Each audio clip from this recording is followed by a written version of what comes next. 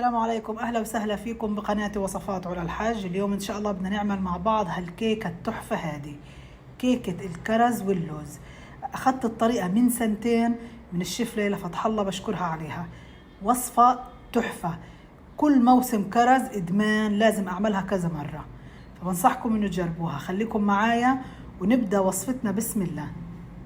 بدايه عندي 2 بيض، بدي اضيف عليهم شويه من الفانيلا وبدي اخفقهم.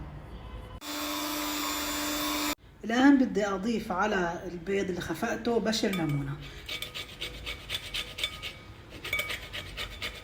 بدي أضيف عندي هنا نص كوب سكر ستيفيا، لو سكر عادي بتضيفوا كوب. الآن بخفقهم مع بعض.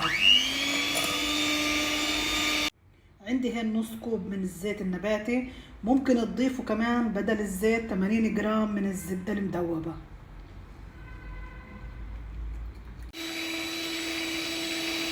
بعد ما خفقت السوائل مع بعض عندي هنا كوب من اللوز المطحون. جبت اللوز الني بقشره البني وطحنته على المطحنة اللي بنطحن فيها السكر.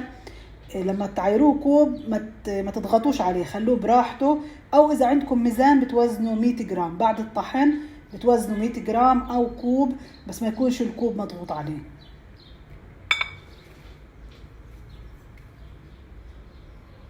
وعندي هنا كوب من الطحين او 100 جرام كمان بضيفه.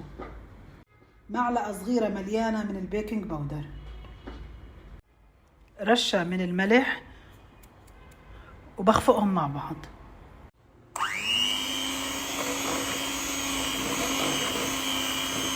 بدي انزل فيه خليط الكيك. طبعا انتوا لو بدكم تستعملوا قالب اكتر بتضاعفوا الكمية.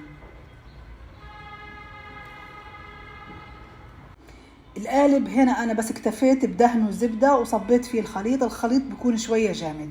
نيجي الان للكرز. الكرز بحاول انه الحبة بالشكل هذا افتحها وارفع منها النواة، فبدي اخلص كل كمية الكرز وارتبهم فوق الكيكة.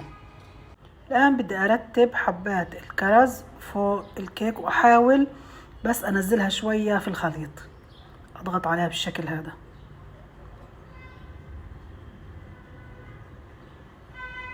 بدخل القالب الفرن على درجة حرارة 170، بياخد تقريبا نص ساعة.